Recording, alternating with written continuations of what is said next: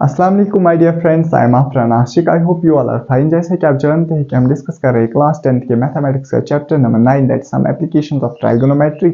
आज है इसका lecture number 6, probably last lecture. पिछले लेक्चर में हमने डिस्कस किए थे questions up to question number 12 of exercise 9.1। आज हम डिस्कस करेंगे remaining questions of this exercise. That means we will start our lecture with the question number 13। Question number 13 क्या है? As observed from the top of a 75 metre light house. हमारे पास एक 75 metre high light house है, लेकिन कहां से? From the sea level. ये इंपॉर्टेंट है। That means this denotes the sea level. ये जो लाइन मैंने हॉरिजॉन्टल लाइन डाली, what does this denote? This denotes sea level. That means मैं ऑब्जर्व कर रहा हूं from the top of a 75, ये है 75 metre high light house. Observe कहां से मैं कर रहा हूं? From the top of this light house. This represents the top of the light house and this represents the bottom of the light house. थक गया मैं ये चीजें बोलते बोलते। हम ऑब्जर्व कर रहे हैं इसके टॉप से।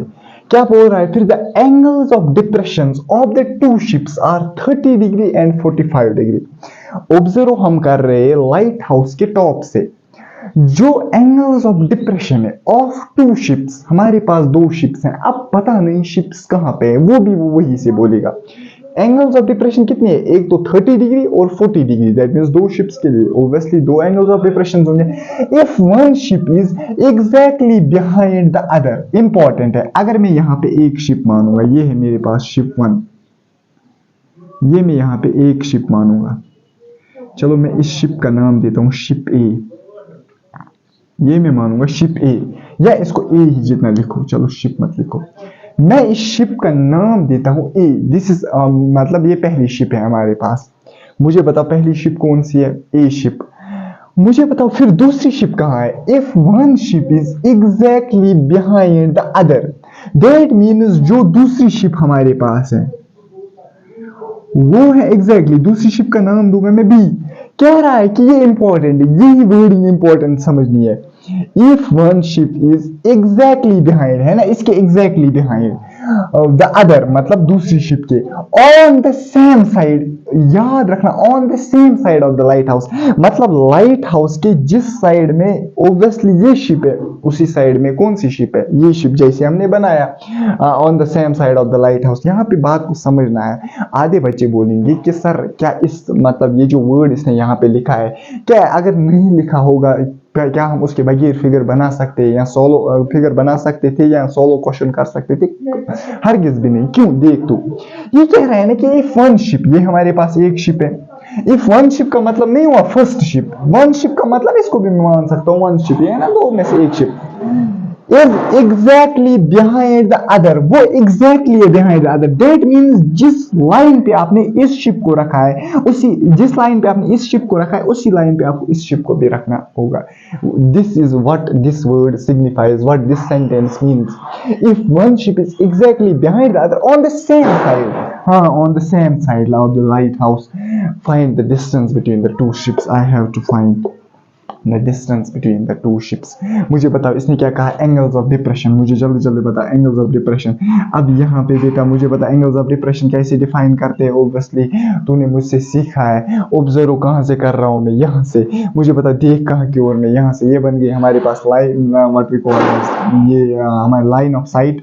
और यहाँ पे हमारे पास लाइन ऑफ साइट कौन सी बन गई? ये हमारे पास बन गई यहाँ पे लाइन ऑफ साइट। और ये हमारे पास बन गया what we call horizontal line. एक ही है मतलब जिसके साथ एंगल्स ऑफ डिप्रेशन बनेंगे, क्योंकि एक ही जगह से मैं ऑब्जर्व कर रहा हूँ। लेकिन अब तुझे सवाल है, मुझे पता 30 डिग्री ये कि 30 डिग्री ये बड़ा एंगल? ऑब्वियसली सर 30 डिग्री होगा छोटा एंगल। दैट मीन्स कि इस शिप का जो एंगल ऑफ डिप्रेशन होगा वो 30 डिग्री। यहाँ पे थोड़ा सा दिमाग बेटा लगाना होगा तुझे। 30 डिग्री कौन सा एंगल ऑफ, मतलब ये कह रहा है ना the angles of depression of the two ships. अब मसला है ना, दो शिप्स के एंगल्स ऑफ डिप्रेशन है 30 डिग्री एंड 45 डिग्री। अब तुझे ही फैसला करना है ना किस शिप का एंगल है एंगल ऑफ डिप्रेशन 30 डिग्री और किस शिप का है एंगल ऑफ डिप्रेशन 45 डिग्री। मुझे लगता है कि इजी है। देख यहाँ पे छोटा एंगल बन रहा है ना, दैट मींस शिप सेकंड का एंगल जो होगा angle of depression that will be 30 degree and 45 degree होगा शिप 2 का angle of depression. We know angle of depression is the angle formed between the line of side and the horizontal line, लेकिन on the below side of the horizontal level. ये हमारे पास figure बन गई। अरे यार figure बन गई, फिर क्या हम करते हैं, फिगर को एक्सप्लेन करते हैं ना। पहले हम नेमिंग देते, ए मैंने दिया, बी भी मैंने दिया, सी इसको मैं मान के चलता हूँ, डी में इसको मैं नाम देता हूँ डी। हाँ इतना ही हमें फिगर को नाम देता है ना, फिगर को नाम देना है। फिगर को हमने नाम भी दिया, ज़रा मुझे बता, अगर फिगर को नाम भी दिया फिर क्या हम करते हैं, फिगर को एक्सप्लेन करते हैं। ज़रा मुझे बता, सोल्यूशन में लिख, let C D be the height of light house. Let C D be the height of light house. वो देखे कितनी, 75 metre height of light house.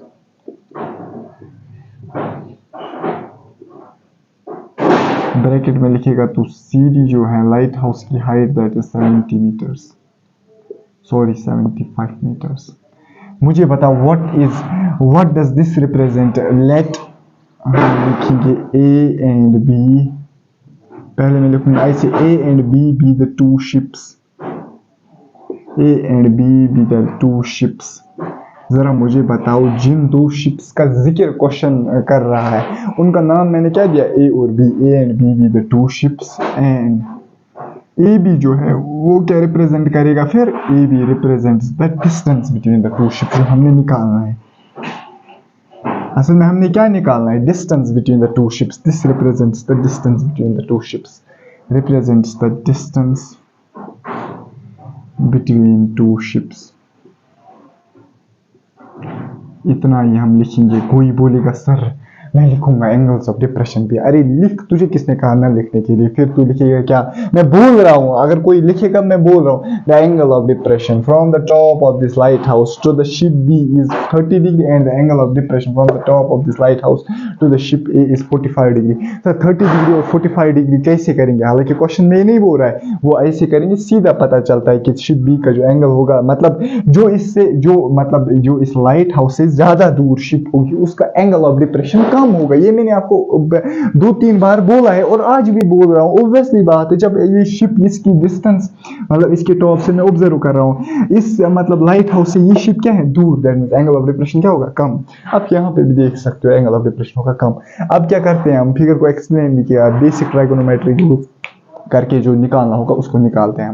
मुझे पता मुझे क्या निकालना है, ए बी। अब समझ यहाँ पे कितनी राइट एंगल ट्रायंगल्स बन रही, मुझे तो दिखाई दे रही है। एक तो ये right angle triangle D B and C, this right angle triangle, ये बड़ी वाली राइट एंगल ट्रायंगल। और दूसरी कौन सी राइट एंगल ट्रायंगल, दूसरी ये right angle triangle A B C. बात को समझ, यहाँ पे कितनी राइट एंगल ट्रायंगल्स है। सर एक तो ये बन रही है डी सी बी, दूसरी बन रही है डी सी ए। मुझे पता कौन सी राइट एंगल ट्रायंगल यूज करेंगे। देख मकसद क्या है हमारा, मकसद है हमारा ए बी को निकालना। मुझे पता एक चीज, अगर मैं ये triangle D B C use करूंगा, मुझे ये एक साइड पता है ना और इसका एक एंगल भी पता है। सर यहाँ पे राइट एंगल ट्रायंगल को तो यूज करेंगे लेकिन एंगल पता होना चाहिए। मुझे इसका एंगल लगा पता, शायद तुझे अभी नहीं लगा होगा, लेकिन एक सेकंड में देख तुझे कैसे पता लगेगा इसका एंगल। ये है ना 45 डिग्री, देख consider these as two parallel lines. ये हमारे पास दो पैरेलल लाइंस है, ये इसके साथ एंगल बना रहा है 45 degree, this will also be the 45 degree. तो इसको यहाँ पे लिखेगा, एग्जामिनर को खुश करेगा, वो समझेगा कि इसने आफ्टर आंसर से पढ़ा है। तू लिखेगा इसको अल्टरनेट इंटीरियर एंगल्स। क्या मैंने तुझे नहीं बोला है कि पहले ही लेक्चर में, याद कर जब मैं इंट्रोडक्शन दे रहा था इस चैप्टर का, मैंने बोला था कि 9th का ही चैप्टर है लाइंस एंड एंगल्स, उसमें कुछ पॉइंट्स है जो बहुत इंपॉर्टेंट है। उन्हीं एक पॉइंट्स में ये है कि अगर दो हमारे पास पैरेलल लाइंस है, ये एक पैरेलल लाइन है, ये दूसरी पैरेलल लाइन, इसको मैं ट्रीट करूंगा ट्रांसवर्सल, इस साइड से 45 डिग्री बनाएगी, इस साइड से भी ये 45 डिग्री बनाएगी। जरा मुझे बताओ जल्दी बताओ, मुझे बताओ ये वाला एंगल मुझे बताओ। अब तू इसको ये हमारे पास एक हॉरिजॉन्टल लेवल है, ये हमारे पास एक what we call as parallel line है, ये हमारे पास इसकी दूसरी पैरेलल लाइन है। अब मैं इसको मानूंगा ट्रांसवर्सल, ये इस साइड में 30 डिग्री एंगल बना रही है, ऑब्वियसली ये इस साइड में 30 डिग्री, ये 30 भी कैसे आया, अल्टरनेट इंटीरियर एंगल्स। मुझे बता इसको इसको भी मैं रीज़न लिखूंगा अल्टरनेट इंटीरियर एंगल्स। सर मैंने कैसे फाइंड आउट किया ये दो एंगल्स, इन दो, एक बड़ी ट्रायंगल का दूसरा छोटी ट्रायंगल का, सिंपली अल्टरनेट इंटीरियर एंगल्स। अभी ये दो थी, मतलब पैरेलल लाइन इस वक्त भी ये दो ही है, और जब हमने ये लिखा 30 डिग्री इस वक्त भी ये दो ही है। लेकिन मसला है इस वक्त ट्रांसवर्सल में ये कंसिडर कर रहा हूं तो इसके साथ 45 डिग्री, इसके साथ 45 डिग्री। अब मैं ट्रांसवर्सल ये वाली कंसिडर कर रहा हूँ, बड़ी वाली। दैट मींस ये इसके साथ 30 डिग्री बना रही है, ये इसके साथ 30 डिग्री बनाएगी। अल्टरनेट इंटीरियर एंगल्स मैंने बोला है आपको पहले, अब सॉल्व कर। दैट मींस पहले मैं अगर ट्राइगोनोमेट्री अप्लाई करूंगा बड़ी वाली ट्रायंगल पे, ये भी मुझे पता है, इसका एंगल भी मुझे पता है, मुझे मिल जाएगी बेस। तुझे समझ नहीं आया, मुझे मिल जाएगी बेस। फिर अगर मैं छोटी वाली ट्रायंगल पे ट्राइगोनोमेट्री अप्लाई करूंगा, परपेंडिकुलर भी पता है, मुझे मिल रहा है इसकी बेस। अगर मुझे ये फुल बेस भी मिल गई, इसकी बेस भी मिल गई, मुझे मिल गई ना इनडायरेक्टली, ये क्वेश्चन हो गया, खत्म बात। अब लिखना ही जितना है, जरा मुझे बता पहले मैं कौन सी ट्रायंगल कंसीडर करूंगा, कंसीडर ट्रायंगल। लेकिन कौन सी ट्रायंगल मैं कंसीडर करूंगा, D B and C, D B C. जरा मुझे बता यूज कर tan और 30 डिग्री। हाँ, जब मैं DBC ट्रायंगल यूज कर रहा हूं तो एंगल कौन सा आएगा, बड़ी वाली ट्रायंगल का angle, that is 30 degree, that is perpendicular, that is DC divide by base, that is BC। जरा मुझे बता tan ऑफ 30 डिग्री होता है ना 1/√3 इज इक्वल टू DC है ना 75 metres divide by BC, that means BC comes out to be 75√3 metres. That means जो BC हमारे पास आया, ये आया हमारे पास बराबर 75√3 मीटर्स, 75√3 मीटर्स। मुझे क्या निकला, ये वाला साइड, ये फुल साइड। मुझे बता असल में ये क्या है, it is the distance of the ship B from what we call as light house. ये भी तुझे बोल, वो ये क्वेश्चन जो क्वेश्चन है ना, ये तुझे ये भी बोल सकता था ना कि मुझे बताओ कि what is the distance of the light house from the ship B, लेकिन नहीं बोला है, हमें कुछ और निकालना है। लेकिन मैं कह रहा हूँ बोल सकता था, देन आंसर वुड बी 75√3, लेकिन हमें ये कुछ और बोल रहा है। दैट मीन्स हमें ये मिला ये साइड, फिर मैं छोटी ट्रायंगल पे ट्राइगोनोमेट्री अप्लाई करके ये साइड निकालूंगा। जरा मुझे बता अब मैं कौन सी ट्रायंगल कंसीडर करूंगा, कंसीडर ट्रायंगल, कौन सी ट्रायंगल, BCA। इसमें मैं अप्लाई करूंगा tan ऑफ 45 डिग्री। अरे यार 45 डिग्री कब मैंने बोला था कि इसका परपेंडिकुलर बेस होता है बराबर, परपेंडिकुलर है 75 मीटर डिवाइडेड बाय बेस है हमारे पास AC, that means AC comes out to be what we call as, which implies to AC comes out to be. चलो इसको यहाँ पे थोड़ा एक स्टेप एक्स्ट्रा देखो, 1 is equal to 75 metre divide by AC, which implies to AC भी आया हमारे पास बराबर 75 मीटर। ये मैंने पहले ही प्रेडिक्ट किया था क्योंकि 45 डिग्री एंगल है, परपेंडिकुलर बेस बराबर होगी। AC निकला 75 मीटर, BC निकला 75√3 मीटर। मुझे बताओ what is AB, AB will be equal to, मैं लिख सकता हूँ ना, मुझे बताओ BC इज इक्वल टू, क्या मैं लिख सकता हूँ BC is equal to AB plus, ये ना BC, ये मैं लिख सकता हूँ BA प्लस AC। जरा मुझे बता, मुझे निकालना है BA या AB is equal to BC minus AC। मुझे बता which implies to what is BC, 75√3 minus 75, that means it will come out to be 75√3 minus 1 meters. What is this?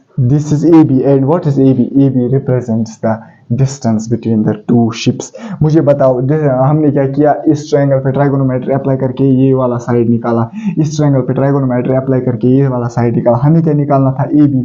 फिर हमने लिखा जो BC है ये फुल साइड, ये बराबर है BA plus AC। That means हमने इनका वैल्यू पुट किया, BC का भी वैल्यू पुट किया, AC का भी वैल्यू पुट किया, हमें निकला यहाँ पे AB। What is AB? AB is the distance between the two ships. मैं देयरफॉर लिख सकता हूँ, देयरफॉर डिस्टेंस जो है बिटवीन द टू शिप्स, किसके दरमियान, बिटवीन टू शिप्स के दरमियान, distance between two ships is AB, and AB is 75√3 minus 1 meters. This is your question number 13. Question number 13 का जो आंसर है दैट इज 75√3 minus 1। इसके बाद मैं यहाँ पे लिखूंगा क्वेश्चन नंबर 14, फिर हम उसको सॉल्व करेंगे। इसके बाद है हमारे पास क्वेश्चन नंबर 14। क्वेश्चन नंबर 14 को इंपॉर्टेंट लिख लेना। इसकी फिगर इसने वही से बनाई है क्वेश्चन नंबर 14 की।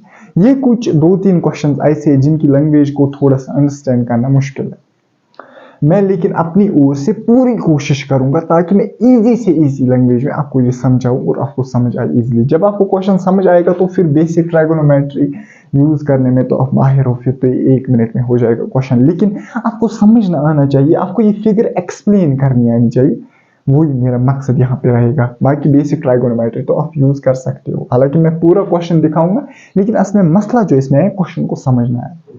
कह रहा है question at 1.2 metre tall girl, ये हमारे पास है 1.2 metre tall girl, that means height of the girl is 1.2 metre. Spots है बलून, ये एक बलून को स्पॉट कर रही है, दैट मींस सबसे पहले इसकी नजर बलून पे, यहाँ पे मतलब जब बलून यहाँ पे था इसकी नजर बलून पे आ जाती है।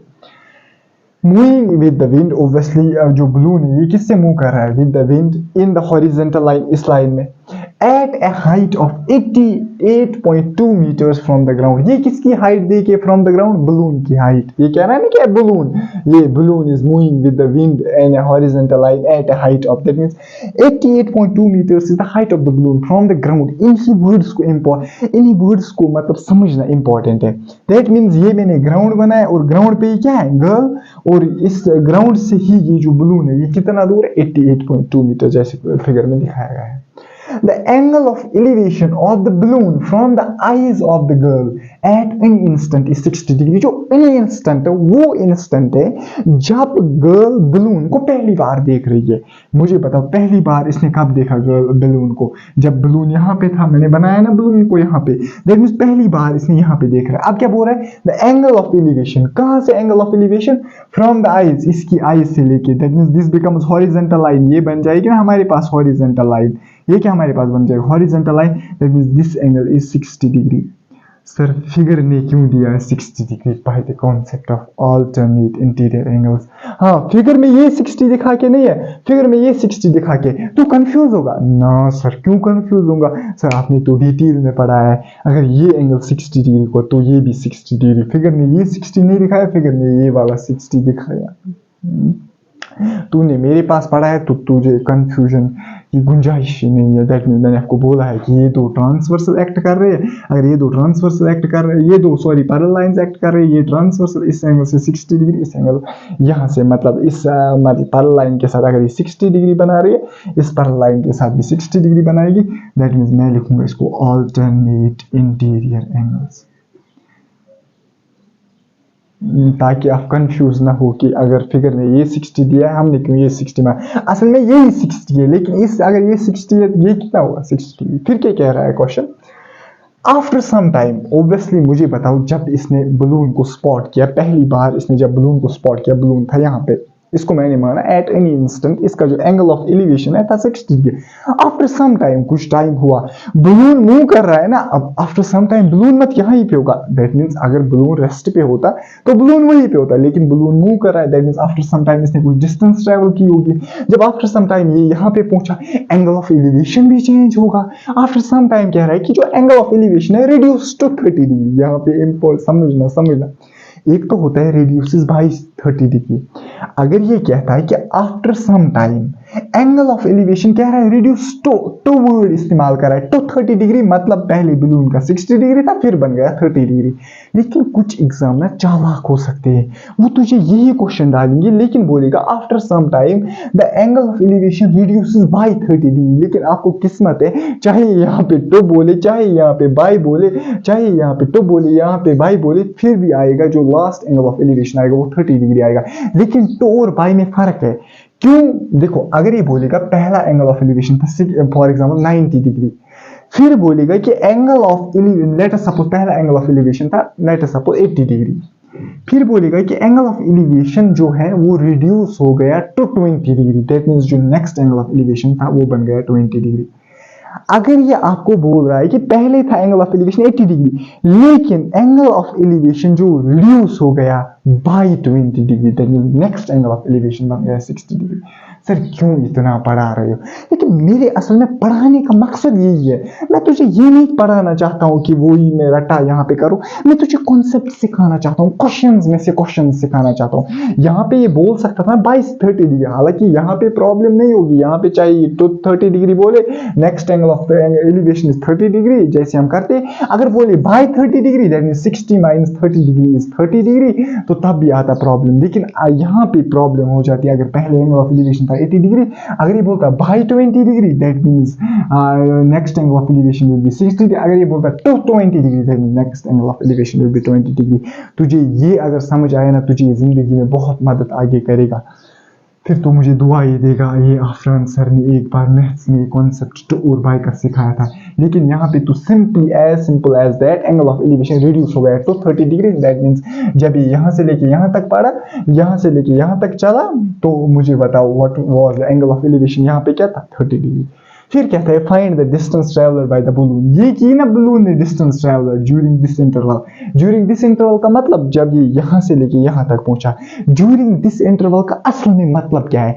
असल में मतलब है जब एंगल ऑफ एलिवेशन रिड्यूस हो गया फ्रॉम 60 डिग्री टू 30 डिग्री, उस टाइम इंटरवल में बलून ने कितनी डिस्टेंस ट्रेवल की।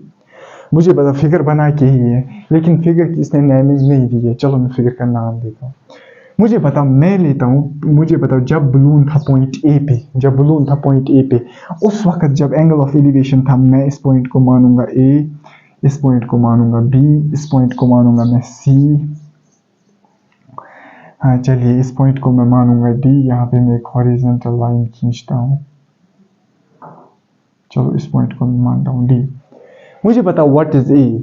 ए इज द पॉइंट जहां पे बलून का जो एंगल ऑफ एलिवेशन था, what we call as that was 60 degree. What is B? B है वो पॉइंट जहां पे जो बलून का एंगल ऑफ एलिवेशन है, दैट इज 30 डिग्री। मुझे पता व्हाट इज सी? सी वो मतलब पॉइंट है जहां पे जो गर्ल ने इसको, जहां पे गर्ल जो है ये इसको ऑब्जर्व कर रही है, इसको डी तो इसको ई में मान के चलूंगा। तुझे समझ नहीं आया, मैंने फिगर का नाम दिया, तुझे हर कोई पॉइंट एक्सप्लेन का, तुझे हर कोई पॉइंट पता होना चाहिए क्या है। What is A? सर ये ए है position of the balloon when the angle of elevation of the balloon was what we call as 60 degree. B a position of the balloon when the angle of elevation of the balloon is 30 degree. What is C? C is the point where the girl is present. What is D? D है वो मतलब ये वाली horizontal line, ये वाली vertical line जहाँ पे इस line को touch कर रही है, that's point E. and जो D point है that is जहाँ पे ये vertical line इस ground को touch कर रही है, दैट इज पॉइंट डी। क्यों मैंने ये पॉइंट्स नोट किए? क्योंकि हमने अब ट्राइगोनोमेट्री यूज करनी है। ट्राइगोनोमेट्री हम ट्रायंगल में यूज करते हैं, राइट एंगल ट्रायंगल में। मुझे वहां पे डिफाइन करनी आनी चाहिए ना राइट एंगल ट्रायंगल। तो मैं क्या लिखूंगा? मैं इसको सोल्यूशन में क्या लिखूंगा? देखो मैं क्या सोल्यूशन में लिखूंगा इसको। मैं पहले लिखूंगा A B the position, let A B the position of balloon. A है वो पोजीशन किसकी? बलून की। Let A B the position of the balloon, let A B the position of the balloon where angle of elevation, where angle of elevation of balloon from girls eyes was 60 degree. फिर लिखिएगा let B be the position, I see, let B be the position of the balloon where the angle of elevation of the balloon from the girl's eyes was 30 degree. मुझे पता A B क्या represent करेगा? Distance between. A B क्या represent करेगा? Distance travelled by the balloon during this interval. It's the distance traveled by balloon during the interval मैं थोड़ा सा इसको और एक्सप्लेन करूंगा. During the interval when it's angle of elevation, when its angle of elevation decreases from 60 degree to 30 degree. इससे और explain करने की जरूरत नहीं है. मुझे पता ए क्या है, पोजीशन ऑफ द बलून. मगर कहाँ पे, जब इसका angle of elevation from the girls eyes was 60 degree. B क्या है, पोजीशन ऑफ द बलून जहाँ पे इसका एंगल ऑफ एलिवेशन था 30 डिग्री. मुझे पता what is A B. A B is the distance travelled by the balloon during this interval, yeah, during the interval when its angle of elevation decreases from 60 degree to 30 degree. In points को लिखने की जरूरत नहीं है. Angle of elevation भी मैंने लिखा, हालांकि अब ये नहीं लिखिएगा तो 60 पोजीशन पे. तो यहाँ पे ऑलरेडी इतना मैंने थ्योरी लिखी. ये भी ये है ना 2 लाइंस, ये 2 2 2 4 तो 6 लाइंस मैंने थ्योरी लिखी. इससे अगर बढ़ के थ्योरी लिखेगा तो फिर बेटा तुझे ये मैथ नहीं बन जाएगा बेटा, फिर इंग्लिश बन जाएगा. क्योंकि इतने ऐसे होते हैं. हालांकि इतना भी लिखने की जरूरत नहीं थी, फिगर इसने वही से बनाई थी. थोड़ा सा मुझे एक्सप्लेन करना था ए और बी की पोजीशन. चलिए चलो थोड़ा इतना लिखा तो अच्छा लगता है. इसके बाद अब कोई बोलेगा सर मैं लिखूंगा ये 60 degree the angle of elevation of the balloon from the girls eyes when the balloon is position is a. बेटा उतना ज्यादा नहीं लिखना होता है. जरा मुझे बता अब क्या हम करेंगे सर, बेसिक ट्राइगोनोमेट्री यूज करके क्वेश्चन को सॉल्व करेंगे. हमें क्या निकालना है असल में हमें निकालना है ए बी. क्या निकालना है ए बी. देख अब ए बी कैसे निकलेगा. जरा मुझे बोलो, क्या हमारे पास एक राइट एंगल ट्रायंगल बन रही है दिस, ये अगर 30 डिग्री है दिस इज 30 डिग्री. क्यों, असल में according to question this is 30 degree, angle of elevation is the 30 degree. Figure में इसने ये दिखाया 30 डिग्री ऑब्वियसली, क्योंकि अल्टरनेट इंटीरियर एंगल्स. इसको भी तू लिखेगा अल्टरनेट इंटीरियर एंगल्स.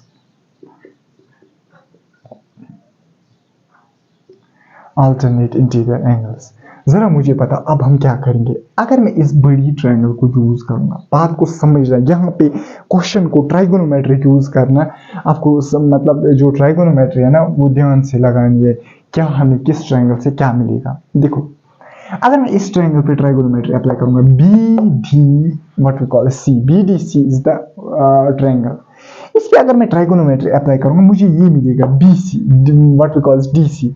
क्यों, क्योंकि ये साइड मुझे पता. अच्छा मुझे पता अगर ये फ्रॉम ग्राउंड 88.2 मुझे पता यहाँ से लेके यहाँ तक कितनी डिस्टेंस होगी. I think it will be 87 metres. तू कंफ्यूज हो गया. अरे यार गर्ल की हाइट कितनी है 1.2 मीटर्स. दैट मीन्स यहाँ से लेके यहाँ तक कितनी डिस्टेंस है 1.2 मीटर्स. दैट मीन्स यहाँ से लेके यहाँ तक कितनी डिस्टेंस है 87 मीटर्स. तू मत कंफ्यूज हो गया. सर कैसे कंफ्यूज हो जाऊँ, अगर पूरी ये 88.2 यहाँ से लेके यहाँ तक डिस्टेंस कितनी बन गई हमारे पास 87 मीटर्स. ठीक है बन गई 87 मीटर्स हमारे पास ये डिस्टेंस. आधे बच्चे लिखेंगे इसी को यहाँ से लेके यहाँ तक 88.2. अरे क्वेश्चन पढ़ना ध्यान से और फिगर भी देख, फिगर में भी इसने दिया है 88.2 ये है. That means this will be 87 metre. देखो अगर मैं इस ट्रायंगल को यूज करूंगा बी सी एंड डी, मुझे मिलेगा ये वाला साइड सी और डी. क्या मुझे सी डी निकालना है? ना सर सी डी मुझे नहीं निकालना है. फिर क्या निकालना है? मुझे निकालना ये एक्चुअल में I have to find A B. लेकिन अगर मुझे सी डी मिलेगा फिर मैं ये वाली ट्रायंगल यूज करूंगा बेटा सी ई. अगर मैं सी ई से निकालूंगा फिर सी, मुझे पहले मिलना सी डी फिर मैं निकालूंगा C. C D minus C this C D is equal to A B. हमारा क्वेश्चन सॉल्व हो गया. तुझे समझ नहीं आया. देख मसला क्या है. हम पहले बड़ी ट्रायंगल को यूज करेंगे. बड़ी ट्रायंगल पे ट्राइगोनोमेट्री अप्लाई करके मुझे मिल जाएगा व्हाट वी कॉल है सीडी. जब मुझे सीडी मिल जाएगा फिर मैं छोटी ट्रायंगल पे ट्राइगोनोमेट्री अप्लाई करूंगा. जब मैं छोटी ट्रायंगल पे ट्राइगोनोमेट्री अप्लाई करूंगा मुझे मिल जाएगा सी. जरा मुझे बताओ अगर मुझे सी भी मिल गया सी डी भी मिल गया, मुझे बताओ मुझे मिलेगा ना, खुद ही मिल गया ना मुझे डी. क्यों, क्योंकि डी होता है बराबर डी होगा ना बराबर डी सी माइनस सी. जब डी होगा बराबर डी सी माइनस सी, डी इनडायरेक्टली बराबर ए बी के. ए बी हमें निकालना है तो क्वेश्चन सॉल्व हो गया बेटा. जरा अब ट्राइगोनोमेट्री यूज कर. कंसीडर ट्रायंगल, पहले हम बड़ी वाली ट्रायंगल कंसीडर करेंगे. कंसीडर ट्रायंगल, मुझे बता कौन से ट्रायंगल कंसीडर करेंगे. B D E C, B D C, B D C. बेटा बी डी सी ट्रायंगल में मैं कौन सा एंगल है, हाँ बड़ी वाली ट्रायंगल में 30 डिग्री एंगल है. ये वाली ट्रायंगल इसमें 30 degree angle, tan of 30 degree. tan of 30 degree perpendicular divided by base. Perpendicular is 87 meters. Divided by base क्या है? Base इस triangle की, that is CD. मुझे बताओ tan 30 is 1 by root 3, which implies to 87 meters divided by CD. मुझे बताओ CD हमारे पास आया बराबर 87 रूट 3। इन क्वेश्चंस को ऐसी अप्रोच करना है, पहले देख रहा है कि ट्राइगोनोमेट्री में किस में अप्लाई करूंगा, वहां से मुझे क्या मिलेगा, दूसरी ट्रायंगल से ट्राइगोनोमेट्री अप्लाई करके मुझे क्या मिलेगा। दैट मींस CD मुझे मिला, पहला टारगेट मेरा हुआ कंप्लीट। इसके बाद मेरा टारगेट है C निकालना। अरे यार C कहां से निकालेंगे, कॉन्सिडर ट्रायंगल ये छोटी वाली, फिर मैं करूंगा कॉन्सिडर ट्रायंगल, लेकिन कौन सी triangle, what we call as ACE। ACE triangle में कौन सा एंगल है, 60 डिग्री। ये याद रखें, ये जो एंगल है ना, इसमें मैंने दिखाया भी है, आपको कोई कंफ्यूजन ही नहीं होना चाहिए। ये है ना उस वक्त है ना एंगल ऑफ एलिवेशन 60 डिग्री, जब बलून यहाँ पे था, that means this is angle 60 degree. मैं यूज करूंगा tan of 60। tan of 60 होता है परपेंडिकुलर। अब मुझे बताओ अगर ये परपेंडिकुलर क्या है, EA। मुझे पता EA और ये है ना BA बराबर BD बराबर, तुझे समझ नहीं आया। मुझे बताओ जहां देखो यहां से लेके यहां तक डिस्टेंस क्या है BD, यहां से लेके यहां तक डिस्टेंस क्या है AE। मुझे पता AE और BD है ना बराबर, अगर ये 87 metres, this will also be 87 metres, that means it will be equal to 87 metres divided by base क्या है C। मुझे बता tan 60 क्या है, root 3 is equal to 87 divided by C होगा बराबर 87 डिवाइडेड बाई रूट 3 मीटर्स। अरे यार मकसद हो गया कंप्लीट, C भी निकला, CD भी निकला। देयरफॉर मुझे बताओ ये किसके बराबर होगा, what we call as DE होगा बराबर CD माइनस DE होगा ना बराबर ये वाली डिस्टेंस DE, ये होगी बराबर CD माइनस CE। ये E, ये है D हमारे पास, दिस इज D। मुझे बता which implies to what is CD is equal to 87 root 3 minus 87 divided by root 3। मुझे बताओ विच इज इक्वल टू 87 निकलेगा कॉमन, यहाँ से बचा रूट 3 माइनस 1 बाई रूट 3, ये निकलेगा बराबर 87। मुझे पता रूट 3 इंटू रूट 3 होता है 3, 1 1 और 1, रूट 3 इंटू ये होता है रूट 3, दैट मीन्स 87 इंटू 2 ये आया बराबर, यहाँ पे मैं लिखूंगा 87 इंटू 2 डिवाइड बाई रूट 3। मुझे पता 87 इंटू 2 2 7 हुआ 14, 4 1 आ केरी, 2 8 आर 16, 117, 174 डिवाइड बाई रूट 3। इसको रैशनलाइजेशन करेंगे रूट 3 जरा मुझे ये किसके बराबर आया, 174 रूट 3 डिवाइडेड बाई 3। असल में आएगा ना ये 174 root 3 divided by root 3 into root 3, लेकिन 174 डिवाइड बाई 3 किसके बराबर होता है, 3 1 are 3 15 are 3 sorry 3 5 15 2 3 8 are, that means answer will be 58 root 3 metres will be the answer. That means 58 root 3 metres हमें क्या निकला, D। मुझे पता है ना, वो कहाँ से मैं लिखूंगा, वो कहाँ, यहाँ पे मैं लिखूंगा वो, ये जो आप लिखोगे ना D, यहाँ पे इसको सिंप्लीफाई करके मुझे पता, चलो यहाँ ही पे मैं लिखूंगा देयरफॉर। मुझे पता इसको मैं लिख सकता हूँ AB, यहाँ पे हो गया ना खत्म। देयरफॉर मैं लिख सकता हूँ जो AB है वो बराबर है D। अरे कोई प्रॉब्लम नहीं है सर, यहाँ से लेके यहाँ तक AB, यहाँ से लेके यहाँ तक D, ये दोनों बराबर है, AB बराबर है D, लेकिन D को मैं लिख सकता हूँ बराबर CD minus D। That means हमारे पास क्या मिला, AB क्या हमारे पास मिला बराबर 58 root 3 metres. Therefore the distance travelled by the balloon, last पे लिखिएगा डिस्टेंस जो ट्रेवल की बलून है, therefore distance travelled by balloon that is equal to 58 root 3 metres. ये आपका क्वेश्चन था, बड़े ब्यूटीफुली अंदाज में हमने इस क्वेश्चन को सॉल्व किया। एक एक करके तो पहले इसको लिखेगा थ्योरी, फिर इसको यूज़ करेगा, फिर इसके बाद इसको यूज़ करेगा, उसके बाद ये लिखेगा, और इसके लिखने के बाद फिर तो ये लिखेगा। दैट मीन्स सारा आपका समाप्त हो गया, जो भी लिखना था वो आपने लिख लिया। बेटा अगर इसके 5 मार्क्स होंगे तो अच्छे से मतलब इससे 5, अगर इसके 5 है तो अच्छे से इसके 6 मार्क्स वहाँ पे एग्जाम में तुझे आराम से दे सकता है, अगर वो ऐसी ब्यूटीफुली देखेगा लिखने लिए। थ्योरी भी एक्सप्लेन की है, फिर एक एक करके ये भी एक्सप्लेन किया है, सारी चीज़ें एक्सप्लेन की है, सारी यहाँ पे। लेकिन एक ही बात है, ट्रायंगल्स में कंफ्यूज नहीं होना है। ये C पॉइंट है, ये E पॉइंट है, ये B पॉइंट है, ये B पॉइंट है, ये A पॉइंट पे अच्छे से देखना है। अगर मैं ट्रायंगल यूज कर रहा हूँ BCD, दैट मींस एंगल है 30 डिग्री, अगर मैं ट्रायंगल एंगल यूज कर रहा हूँ CAE, दैट मींस एंगल है 60 डिग्री। अगर मैं कह रहा हूँ DC है, ये किसके बराबर है? आराम से देखना, दैट इज DC बराबर है C प्लस ED। अगर मैं कहूंगा कि AB बराबर है CD, आप घर में देख सकते हो, जब आप आराम से फिगर बनाओगे ना आपको बराबर लगेगा C बराबर AD। अगर मैं कह रहा हूँ ये डिस्टेंस है बराबर ये डिस्टेंस के, इजीली आप ये घर में चीजें देख सकते हो परफेक्टली। मैंने कोशिश की इसको परफेक्टली एक्सप्लेन करने की। इसके बाद हमारे पास बचा 15 क्वेश्चन और 16 क्वेश्चन। मैं इसको रब करता हूँ, यहाँ पे छापता हूँ क्वेश्चन नंबर 15, फिर हम उसको सॉल्व करेंगे। इसके बाद हमारे पास क्वेश्चन नंबर 15। क्वेश्चन नंबर 15 को इंपॉर्टेंट लिख लेना। ये फिजिक्स का कम, ये मैथमेटिक्स का कम, फिजिक्स का ज्यादा लग रहा है। क्वेश्चन नंबर 15 से आपको अंदाजा होगा जो ट्राइगोनोमेट्री है इसकी कितनी ज्यादा एप्लीकेशंस है।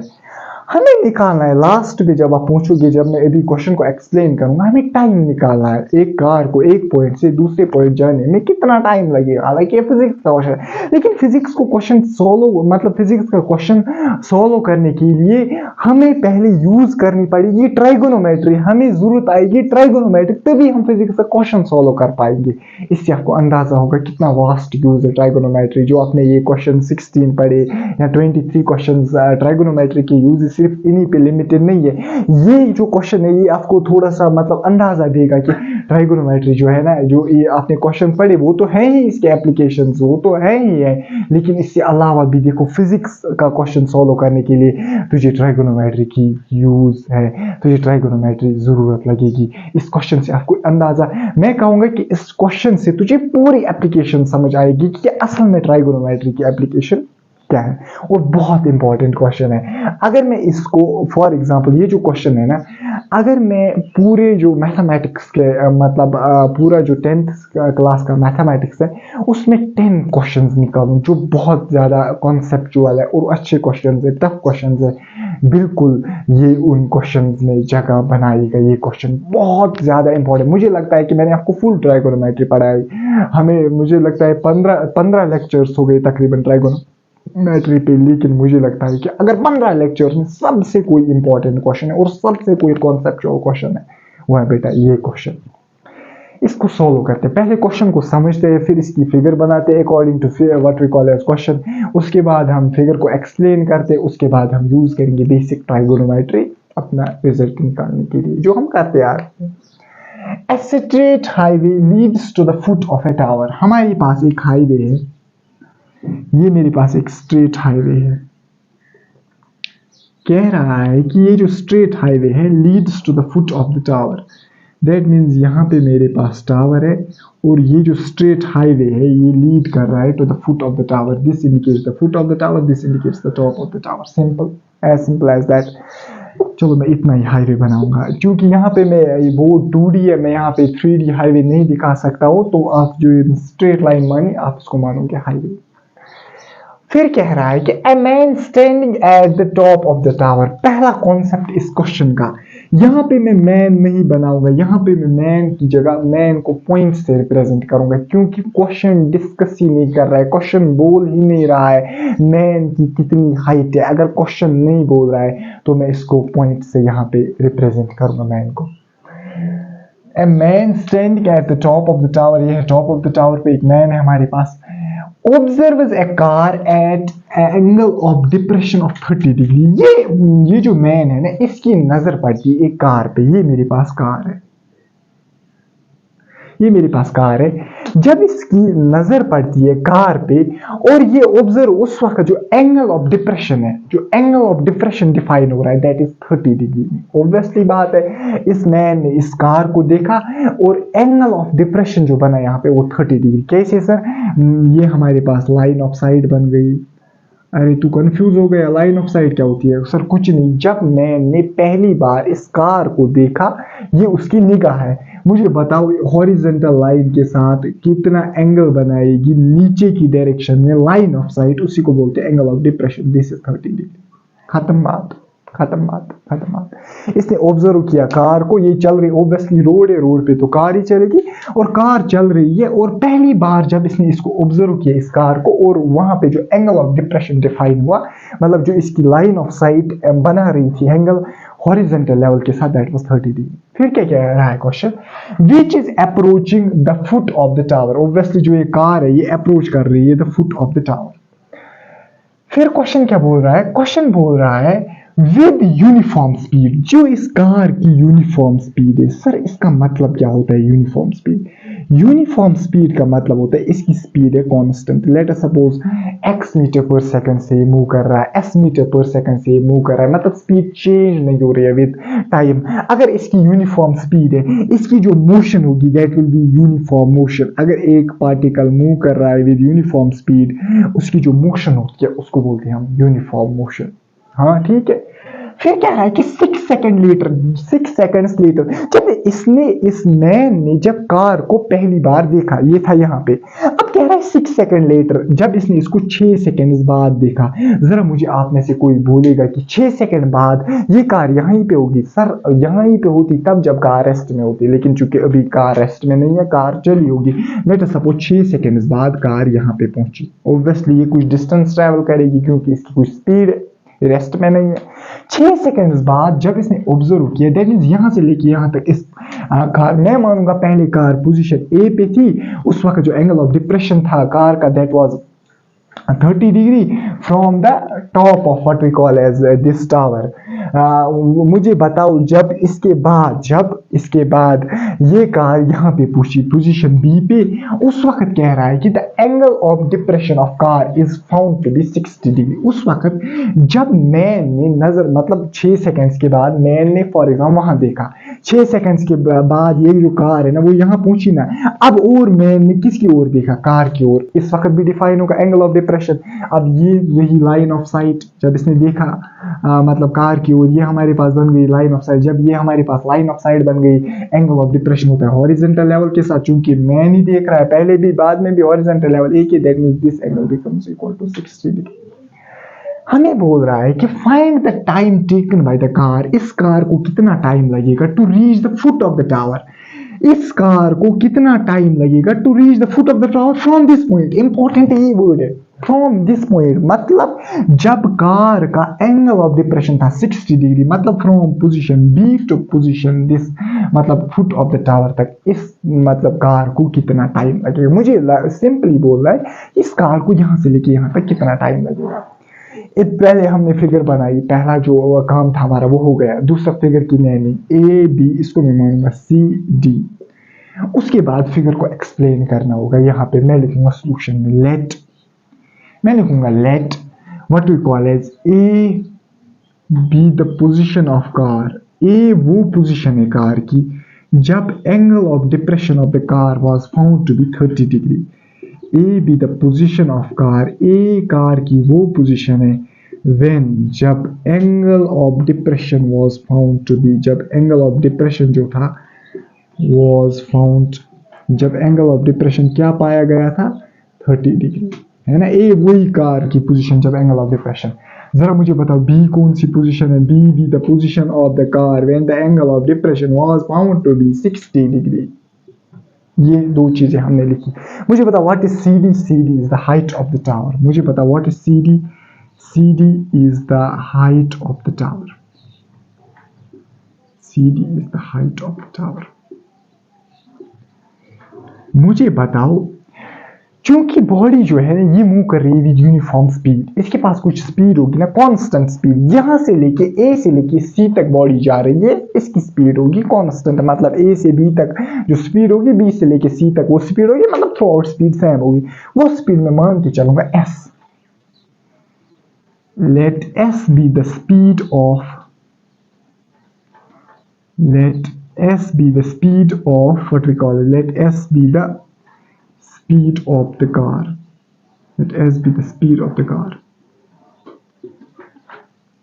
और हमने निकालना क्या है, हमें निकालना है बी पॉइंट से लेके सी पॉइंट तक बॉडी को मुझे बताओ कितना टाइम मतलब लगेगा to reach from point B to body, मतलब बॉडी को कितना टाइम लगेगा to reach the foot of the tower from the point B. वो टाइम में टी लूंगा। Let T be the time taken by the body, let T be the time taken by body, जो body को time लगेगा to reach from ना, चलो मैं पहले यही लिखता हूँ, let T be the time taken by the body from, मैं चलो मैं लिखता हूँ, let T be the time taken by the body to reach the foot of what we call as to reach foot of tower, foot of tower। हमें निकालना है time to reach the foot of the tower from B, that means वही time मैंने T लिया जो हमें निकालना है। तो जो सर बी क्यों मैंने लिखा, क्योंकि ऊपर मैंने एक्सप्लेन किया है बी क्या है, मैंने बोला है ना ऊपर बी है वो पोजीशन जब angle of depression was found to be 60 degree. ये जो 60 डिग्री है ना ये इसके साथ, इस सेंटेंस के साथ, दैट मीन्स मुझे असल में जो लास्ट में मकसद है ना वो ये टी निकालना है। थ्योरी बेटा कंप्लीट हो गई, इतनी थ्योरी लिखने, हाँ यहाँ पे इतना तो लिखना ही पड़ेगा, क्यों, क्योंकि आपको बताना पड़ेगा स्पीड है, एस टी है, टाइम बी है, पोजीशन, ये तो लिखना है। आधे बोलेंगे सर मैं लिखूंगा एंगल ऑफ डिप्रेशन जब बॉडी ए पे थी तब था 30 डिग्री, जब बॉडी बी पे थी तब था 60 डिग्री, वो लिखने की जरूरत नहीं है। दैट मीन्स थ्योरी हमने लिखी, मतलब इस फिगर को हमने एक्सप्लेन किया। इसके बाद मकसद क्या है, हमारा मकसद क्या है, बी से लेके सी तक इस कार को कितना टाइम लगेगा। बॉडी की क्या है, uniform motion, obviously from B to C it's also uniform. अगर ए टू सी है यूनिफॉर्म, बी टू सी है यूनिफॉर्म, मतलब अगर ए टू सी बी है speed S, B to C B है स्पीड एस। मुझे पता यूनिफॉर्म मोशन को सिर्फ एक ही इक्वेशन डिस्क्राइब करती है, that is speed is equal to distance by time.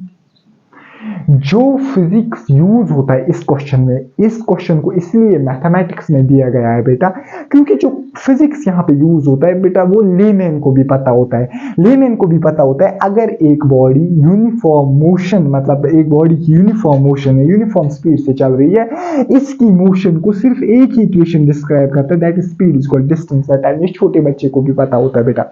Speed होती है जो जिस स्पीड से चल रहा है, डिस्टेंस होती है कितना डिस्टेंस ने कवर किया, टाइम होता है व्हाट वी कॉल एज कितना टाइम इसको लगा दैट पर्टिकुलर डिस्टेंस कवर करने में। मुझे निकालना है बी से लेके सी तक इसको कितना टाइम लगेगा।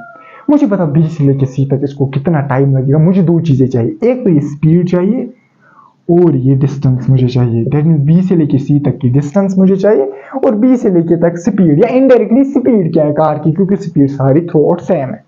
मुझे दो ही चीजें चाहिए, एक तो चाहिए distance what we call as, और मुझे चाहिए स्पीड क्या है बॉडी की। डिस्टेंस मैं निकाल सकता हूँ ट्राइगोनोमेट्री को यूज करके, क्योंकि तुझे इतना एक्सपोजर तो ट्राइगोनोमेट्री का मिला होगा कि ये जो डिस्टेंस है ना बीसी, ये मैं अप्लाई करके ट्राइगोनोमेट्री, चाहे बड़ी ट्रायंगल पे मैं यूज करूँ ट्राइगोनोमेट्री, छोटी ट्रायंगल पे मैं यूज करूँ ट्राइगो, या दोनों पे मैं यूज करूँ बीसी, तो मुझे मिलेगी। पहले मैं वही कोशिश करूंगा बीसी, फिर मैं देखूंगा स्पीड कैसे मुझे निकलेगी। पहले हम अपना ट्राइगोनोमेट्री पार्ट कंप्लीट करेंगे। मुझे बताओ पहले, क्या मैंने बोला नहीं था जब पहला ही लेक्चर था, मुझे बताओ ये 30 डिग्री, ये दो पैरेलल लाइंस ये एक्ट करेगी एज ए ट्रांसवर्सल, ये 30 डिग्री ये भी 30 डिग्री, लेकिन याद रखना है ये 30 डिग्री ये भी 30, ये 60 degree then this is 60 degree. और ये आपको याद भी होना चाहिए, अगर कंफ्यूजन हो गए यहाँ पे तो क्लियर है, ये 30 डिग्री है, ये 30 डिग्री है, ये 60 डिग्री है, ये 60, अगर कंफ्यूजन होगा, क्योंकि जब हम यहाँ से लेके यहाँ तक जाते हैं एंगल जो होता है ना, ये एंगल ये क्या होता है, ये इंक्रीज होता है। क्यों? क्योंकि ये 30 डिग्री ये है, 60 डिग्री ये है, फॉर एग्जाम्पल यहाँ पे आएगा 70, अगर ऐसी लाइन आई 80, यहाँ पे 90 है ना, 90 हुआ ना, दैट मीन्स यहाँ से अगर मैं इस डायरेक्शन में जाऊँ एंगल इंक्रीज। हालांकि वो अगर याद भी नहीं रखोगे तो सिंपल पता है, ये 30 डिग्री यहाँ से बनाई थी, अपोजिट साइड में ये बनाएगी 30 डिग्री। सॉरी ये वीडियो कट हो गया था, हम कहाँ पे पहुंचे थे, मैं पूछा था यहाँ पे, मैं बोल रहा था हाँ एग्जैक्टली मुझे क्या चाहिए, अगर मुझे यहाँ पे निकालनी है व्हाट वी कॉल एज, अगर मुझे यहाँ पे निकालनी है, यहाँ पे निकालना है टाइम, मुझे पता होनी चाहिए स्पीड और what we call as distance. Distance हम कैसे निकालेंगे, using basic trigonometry. Basic trigonometry कैसे हम निकालेंगे, दोनों ट्रायंगल, बड़ी वाली ट्रायंगल पे भी हम अप्लाई करेंगे व्हाट जैसे हम करते आ रहे हैं, बड़ी वाली ट्रायंगल पे भी ट्राइगोनोमेट्री अप्लाई करेंगे, छोटी वाली ट्रायंगल पे भी ट्राइगोनोमेट्री अप्लाई करेंगे। पहले हम बड़ी वाली ट्रायंगल पे अप्लाई करेंगे ट्राइगोनोमेट्री। कंसीडर ट्रायंगल, जरा बड़ी वाली ट्रायंगल कौन सी है, एडीसी। जरा एडीसी पे ट्राइगोनोमेट्री अप्लाई कर, एंगल कौन, 30 degree, that means tan of 30 degree is equal to tan of 30 degree इसको perpendicular divide by what we call as base, perpendicular is DC divided by base is AC. लेकिन यहाँ पे तुझे ख्याल रखना है, ये जो एसी है ना इसको मैं एसी ही नहीं रखूंगा, क्योंकि इसके बाद मुझे लगानी है ट्राइगोनोमेट्री छोटी वाली ट्रायंगल पे। जब मैं छोटी वाली ट्रायंगल पे ट्राइगोनोमेट्री, वहां पे साइड आता है डीसी, वहां पे साइड आता है BC। दैट मीन्स मैं यहाँ पे AC को कन्वर्ट करूंगा इन टर्म्स ऑफ BC, तभी यहाँ पे भी BC, वहां पे भी BC, यहाँ पे भी AB DC, यहाँ वहां पे भी BC। DC तो वहां ऑलरेडी आएगा, लेकिन वहां पे आएगा डिवाइड बाई BC। इसको भी मैं कन्वर्ट करके रखूंगा BC में। मैं इसको लिखूंगा 1/√3 इज इक्वल टू, ये है BC डिवाइड बाई AC को मैं लिखूंगा AB प्लस BC। कोई मसला ही नहीं है, ये तो लिख सकते हैं। इसको मैं मानूंगा इक्वेशन 1। जरा मुझे बताओ इसके बाद मैं कौन सी ट्रायंगल कंसीडर करूंगा। कंसीडर ट्रायंगल, छोटी वाली ट्रायंगल BCB। BCB में tan ऑफ कौन सा एंगल है 60 degree, that's tan of 60 degree is equal to BC divided by BC। मुझे पता है tan 60√3। अब मुझे इसको कन्वर्ट नहीं करना है, DC डिवाइडेड बाय BC में ऐसे ही रखूंगा। यहाँ वैसे भी कर सकते थे, यहाँ पे आप AC को ऐसे ही रखते थे, इसको बताते थे, मतलब इसको बताते इक्वेशन 1। फिर आपको यहाँ पे BC कन्वर्ट करना था इन टर्म्स ऑफ AC। कैसे? BC is equal to AC minus AB।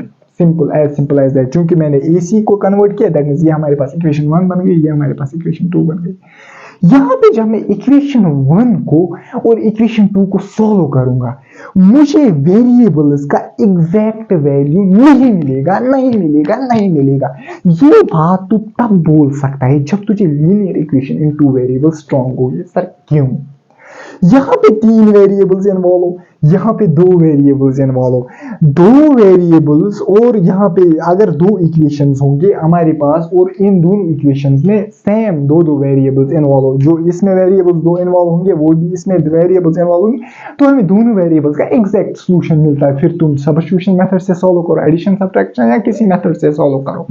लेकिन यहाँ पे मुझे इन वेरिएबल्स का एग्जैक्ट वैल्यू नहीं मिलेगा, ऑब्वियसली नहीं मिलेगा। लेकिन मुझे नहीं चाहिए भी इस क्वेश्चन में एग्जैक्ट वैल्यू। मुझे एग्जैक्ट वैल्यू को कुछ करना नहीं है। एग्जैक्ट वैल्यू यहाँ पे आप एक्सपेक्ट नहीं करेगा, नहीं मिलेगा। क्यों? यहाँ पे 3 वेरिएबल्स, यहाँ पे 2 वेरिएबल, थोड़ी एग्जैक्ट। लेकिन मुझे मिलेगा इस DC का वैल्यू या इस BC का वैल्यू या इस AC का value in terms of AB, जो मुझे जरूरत है। बात को समझो। मुझे मिलेगा एक वेरिएबल का value in terms of other variable, और वही मेरी नीड है और वही मेरी जरूरत है। यहाँ पे मुझे एग्जैक्ट वैल्यू नहीं मिलेगा ना, मुझे जरूरत है।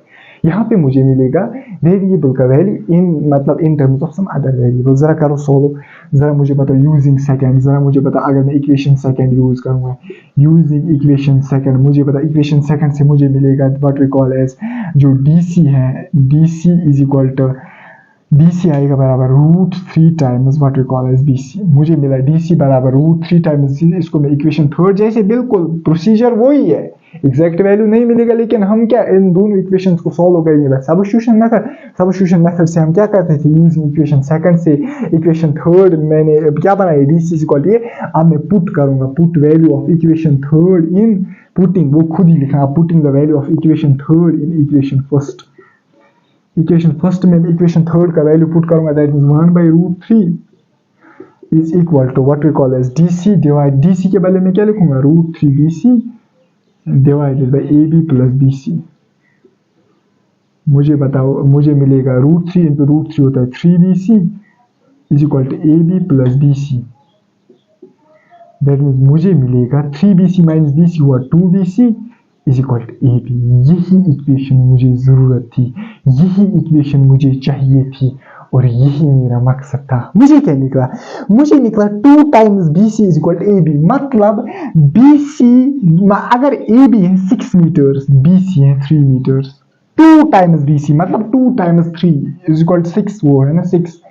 दैट मीन्स जो BC है ना वो हाफ ऑफ AB है, वो हाफ ऑफ AB है। इसलिए जिसको ट्राइगोनोमेट्री बेटा स्ट्रॉन्ग होगी उसने पहले ही AB को ज्यादा बनाया होगा, बड़ा बनाया होगा देन BC। सर कैसे? अरे यार कितना कुछ इस क्वेश्चन बच्चे को सिखाता है। दैट मीन्स एक क्वेश्चन अगर ढंग का हो ना, बच्चा पूरी ट्राइगोनोमेट्री एक ही क्वेश्चन से सीखेगा। मैं कह रहा हूं जिस बच्चे का दिमाग होगा उसने ऑलरेडी AB को बड़ा बनाया होगा BC से। क्यों? हाँ निकला भी AB बड़ा, AB निकला हालांकि ट्वाइस ऑफ BC। देख क्यों?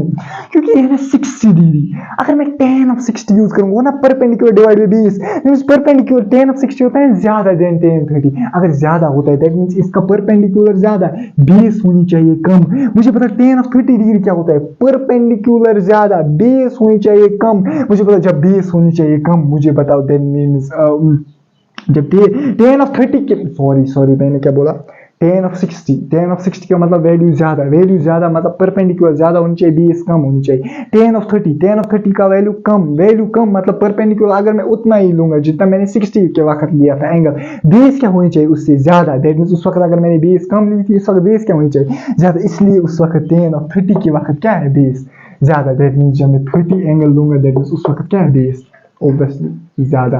दैट मीन्स जिन बच्चों ने ट्राइगोनोमेट्री को कंसेप्चुअली अंडरस्टैंड किया होगा, उन्होंने पहले ही ए बी को ज्यादा रखा होगा then what we call as BC. चलो ये हमारा मकसद नहीं था, ये अगर आपको स्ट्रॉन्ग ट्राइगोनोमेट्री है तो बेटा आप रखते पहले ही। अगर नहीं रखा है बेटा कोई प्रॉब्लम नहीं है, तुझे कोई प्रॉब्लम नहीं है। अगर तूने नहीं पहले याद रखा है तो फिर तू ऐसे ही बनेगा। तूने ऐसी इतनी भी प्रॉब्लम नहीं है, अगर तूने ए बी इतना ही बनाया होगा, बी सी इतना ही बना होगा, तुझे एग्जामिनर कुछ नहीं करेगा। तुझे अपने आंसर से गर्ज है, तुझे इस सोल्यूशन को मार्क्स मिलेंगे, न कि फिगर को। बात को समझ, हमें निकला 2 times B C is equal to A B, मतलब बी सी मतलब double of B C is equal to A B. मुझे बता एक चीज, बेसिक फिजिक्स अगर तूने पढ़ी होगी, बॉडी की है यूनिफॉर्म स्पीड। अगर मुझे बताओ बॉडी को 6 सेकंड्स लग रहे हैं ए बी डिस्टेंस कवर करने में, मुझे बताओ बी सी डिस्टेंस कवर करने में इसको कितना टाइम लगेगा। बी सी डिस्टेंस है half of the A B distance, अगर half of the A B distance है that means half of the time लगेगा, मुझे लगेगी 3 सेकंड्स। तुझे समझना, अगर तूने बेसिक फिजिक्स को पढ़ा होगा, अगर तूने बेसिक फिजिक्स को यहाँ पे पढ़ा होगा, बेसिक फिजिक्स क्या कहती है, अगर ये जो डिस्टेंस है ना ए बी, ये है double of the B C, that means इसको मतलब टाइम जो इसको लगेगा कवर करने में वो भी लगेगा ना डबल। दैट मींस इसको लगेगा 6 सेकंड्स, फिर इसको कितना लगेगा 3 सेकंड्स, क्योंकि ये है ना हाफ ही डिस्टेंस।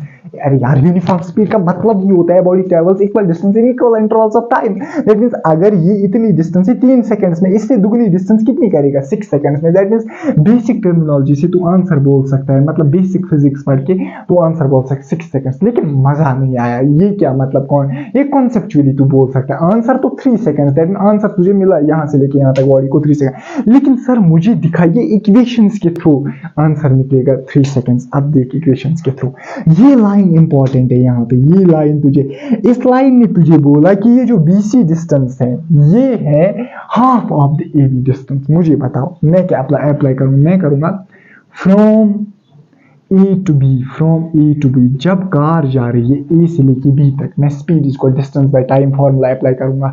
अरे यार speed is equal distance by time, speed क्या है बॉडी की, एस मैंने ली है थ्रू आउट, डिस्टेंस क्या है बॉडी की A B divided by time क्या है बॉडी का 6 सेकंड्स। ये इक्वेशन फर्स्ट बन जाएगी। मुझे पता, फिर मैं लूंगा फ्रॉम बी टू सी, जब मैं बी से लेके सी तक जाऊंगा, मुझे बताओ स्पीड क्या है बॉडी की एस, क्योंकि यूनिफॉर्म स्पीड है, डिस्टेंस क्या है B C divide by time क्या है, वही टाइम मुझे निकालना है। अरे यार मुझे पता which implies to speed is equal to B C को मैं लिख सकता हूँ ना ए बी डिवाइड बाई 2। हाँ इसको समझ ही नहीं आया, अरे यार A B divide by 2 T अपना हुआ, इसको मैं लिखूंगा लेकिन क्या फ्रॉम, जब इसको इक्वेशन को मैं एक्स नाम दूंगा, इसको मैं लिखूंगा यूजिंग एक्स। यहाँ पे अच्छी तरीके से इसने एक्स तूने एक्सप्लेन किया यूजिंग एक्स, तुझे समझ नहीं आया।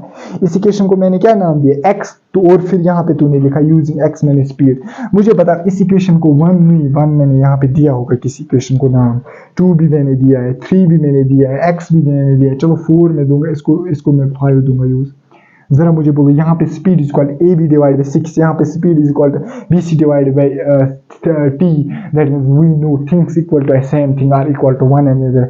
जरा मुझे बोलो सॉल्विंग इक्वेशन, सिंपली लिखेगा तो solving equation what we call as 4 and 5, solving equation 4 and 5, ये भी बराबर ए बी डिवाइड बाई 6 और स्पीड ही बराबर किसके, दैट मींस ये होंगे आपस में बराबर, ए बी डिवाइड बाई 6 होगा बराबर B C divided by A B divide by 6 होगा, इसका नाम नहीं है 5, इसका नाम है 5। ए बी डिवाइड बाई 6 होगा बराबर A B divided by what we call as 2t, A B divide by 2t। मुझे पता ए बी होगा cancel, 2 1 are 2 3 are, that means time जो इस बॉडी को लगेगा that will be 3 seconds. That means time taken, और t क्या हमने लिया है, t हमने लिया है time, t be the time taken by the body to reach the foot of the tower. लेकिन from b अगर आपको आया total time इसको कितना लगेगा, that means 9 seconds. That means therefore time taken, जो time taken लगेगा, time taken कहाँ से, from b to foot of tower, ये होगा 3 seconds. ये होगा 6 seconds. सॉरी 6 seconds नहीं, 3 seconds. ये सबसे इंपॉर्टेंट क्वेश्चन था ट्राइगोनोमेट्री का, क्वेश्चन नंबर 15. याद रखना बेटा, अगर ये तुझे एग्जाम में आ गया, फिर तूने ऐसे लिखा, तो देख एग्जामिनर कितना खुश हो जाएगा, उसको लगेगा कि फिजिक्स भी पढ़ने वाला है. अगर कोई बच्चा ऐसे भी लिखेगा, ये स्टेप्स बचाने के लिए वहाँ एग्जाम में ऐसे भी लिखा है, since the body travels with the uniform motion, therefore if the body takes 6 seconds to cover the distance A B, therefore obviously the body, therefore since body travels with the uniform speed, therefore time taken to cover B C distance that is half of A B distance will be 3 seconds. अगर तू वैसे भी लिखेगा कोई marks नहीं कटेगा. हालांकि वो ज़्यादा ही खुश होगा कि बच्चे को फिजिक्स आता है, लेकिन मुझे ऐसे दिखाने में, क्योंकि मुझे नॉर्मल बच्चे के लिए भी दिखाना पड़ता है, टीचर को सब बच्चों की नज़र रखनी पड़ती है. अगर उसको वहाँ समझ नहीं आया तो वो यहाँ से समझ सकता है, क्योंकि मैंने कोई रॉकेट साइंस यूज़ नहीं किया. ये था आपका क्वेश्चन नंबर 15. इसके बाद मैं यहाँ पे लिखूंगा last question, that's question number 16. इसी के साथ इस चैप्टर को हम एंड करेंगे क्वेश्चन नंबर 16 को डिस्कस करने के बाद. इसके बाद हमारे पास क्वेश्चन नंबर 16, और क्वेश्चन नंबर 16 लास्ट क्वेश्चन है इस एक्सरसाइज का भी, उस चैप्टर का भी. क्वेश्चन क्या है, the angles of elevation of the top of the tower. हमारे पास एक टावर है, कह रहा है कि जो एंगल्स ऑफ एलिवेशन है, किसके एंगल्स ऑफ एलिवेशन है, किसका, of the top of the tower, from 2 points, 2 points से, जो एंगल्स ऑफ एलिवेशन है of the top of the tower, लेकिन कहां से, फ्रॉम 2 points. एक पॉइंट को मैं मान के चलूंगा P, दूसरे पॉइंट को मैं मान के चलूंगा Q, at distances of 4 meter. P obviously नजदीक इस टावर के, दैट मींस P होगा 4 मीटर्स पे, और Q है दूर इस टावर पे, दैट मींस Q होगा 9 मीटर्स पे. कह रहा है कि जो एंगल्स ऑफ एलिवेशन है of the top of the tower, कहां से, 2 पॉइंट से, at distances 4 meter and 9 meter, from the base of the tower, obviously in the same straight line. और ये इंपॉर्टेंट पॉइंट है, P और Q किस में लाई करते हैं, in the same straight line, जैसे कि मैंने दिखाया. वो क्या है, वो जो एंगल्स ऑफ एलिवेशन है वो कॉम्प्लीमेंट्री है. जरा मुझे बताओ, P पॉइंट पे जब मैं ऑब्जर्व करता हूँ, what is the angle of elevation, जरा मुझे बोलो. ये हमारे पास बन जाएगी what we call line of sight, this angle is the angle of elevation. जरा मुझे बताओ, जब मैं Q पॉइंट पे ऑब्जर्व करूंगा, what is line of sight, ये होगी हमारे पास लाइन ऑफ साइट. मतलब जब मैं Q पॉइंट पे ऑब्जर्व कर रहा हूँ, देख रहा हूँ टॉप ऑफ द टावर, ये हमारे पास बन जाएगा angle, that will be called as angle of elevation. लेकिन किस पॉइंट पे, Q पॉइंट पे.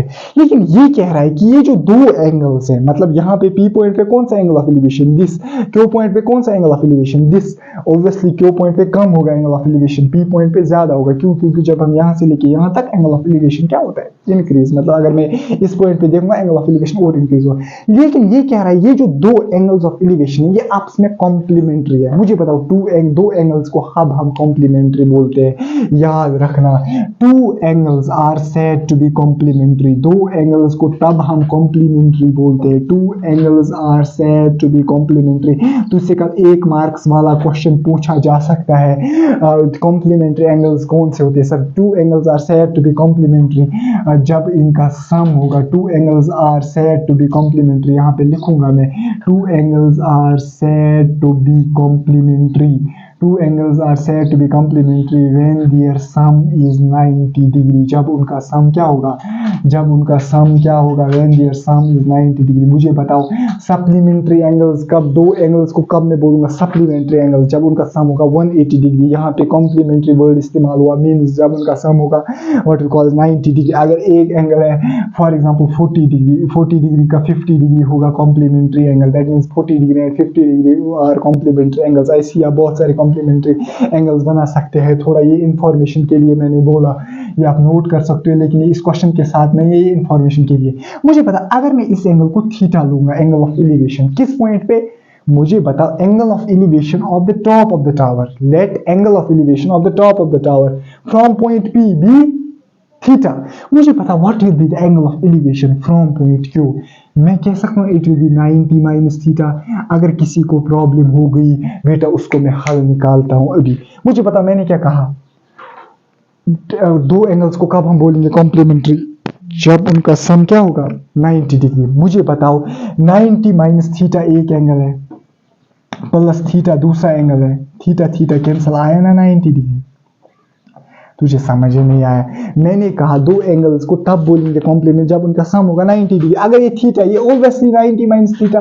फॉर एग्जांपल इसी तरीके से सप्लीमेंट्री होते हैं। अगर एक theta that means second will be 80 minus what we call as 180 minus theta. ऐसी अगर तुझे 40 डिग्री का कॉम्प्लीमेंट्री एंगल बताना होगा तो क्या करेगा 90 minus 40 that will be equal to 50। Obviously 50 degree और 40 डिग्री आपस में क्या बनाते हैं कॉम्प्लीमेंट्री एंगल्स। ऐसी अगर मैंने थीटा लिया दूसरा एंगल क्या होगा, दूसरा एंगल क्या होगा 90 माइनस थीटा। फिगर बनाइए हमने, फिगर को क्या करते हैं हम एक्सप्लेन। हमें क्या निकालना है, हमें निकालना है हाइट ऑफ द टावर। मैं इसको पॉइंट रखूंगा नाम ए, इसको रखूंगा नाम बी। जरा मुझे बताओ सॉल्यूशन में क्या लिखूंगा मैं, let A B the height of the tower, let A B the height of tower. A B खत्म बात, हाइट ऑफ टावर मैंने लिया। मुझे पता जल्दी जल्दी लेट दूसरा P and Q be the 2 points. ये कह रहा था ना 2 पॉइंट्स, एक है 4 मीटर की दूरी पे, दूसरा है 9 मीटर की दूरी पे। उन्हीं 2 पॉइंट्स का नाम मैंने दिया P and Q be the 2 points which are 4 meter and 9 meter away respectively.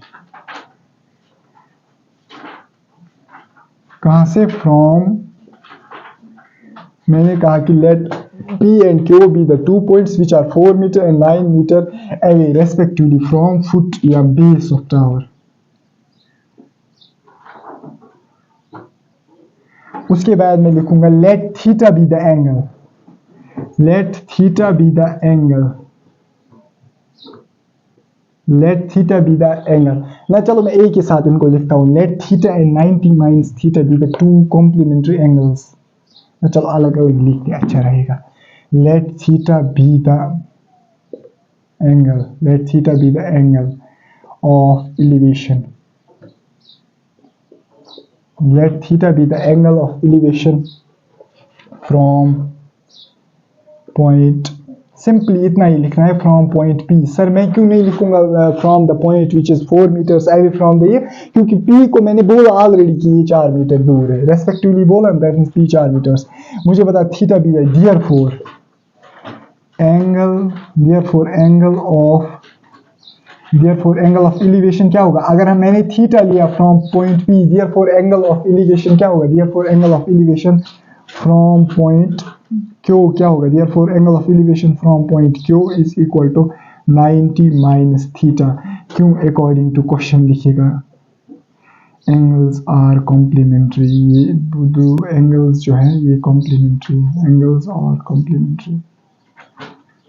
या एंगल्स ऑफ एलिवेशन लिखेगा तो यहाँ पे एंगल्स ऑफ एलिवेशन जो है ना यहाँ पे लिखेगा तो ए एन जी हुआ एंगल्स, ओ एफ हुआ ऑफ, ई एल बी हुआ elevations are complementary, angles of elevation are complementary,